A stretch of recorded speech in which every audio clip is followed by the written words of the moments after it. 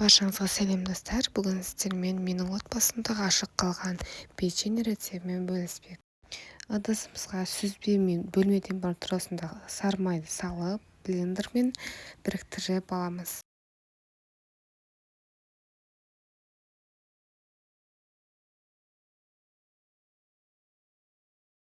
Мінекей дәл осылай болып шығу керек. Енді ұнға 1 шай қасық қопсытқышты салып, жақсылап араластырамыз.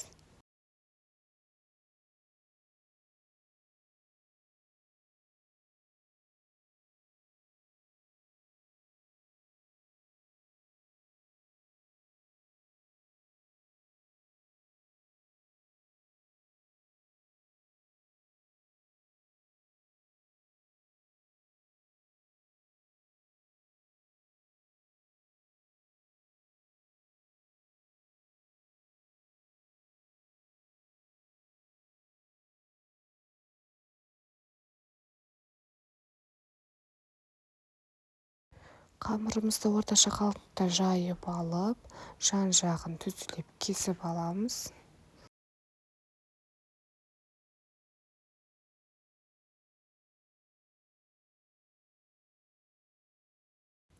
Начинкасына қант және кокосовая стружканы пайдаланамыз.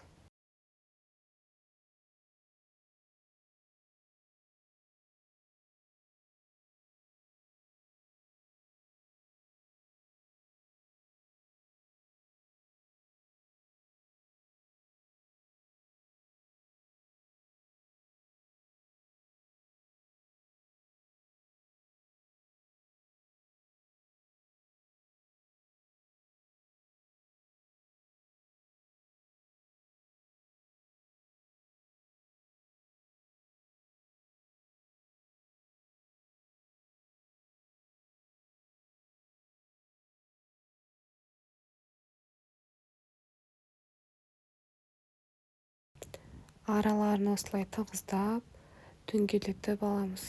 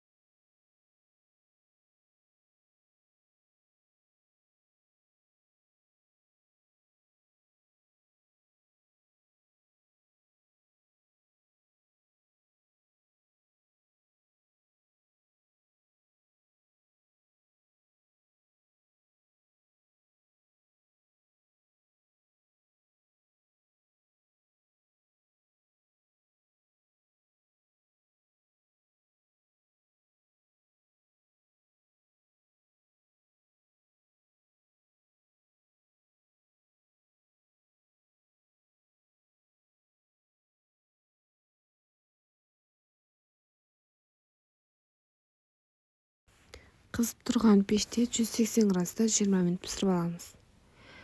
дайын болған печеньенің үстіне өз қалауыңызша сахарный пудра немесе қара шоколадты ерітіп осылай сәндеуге де болады.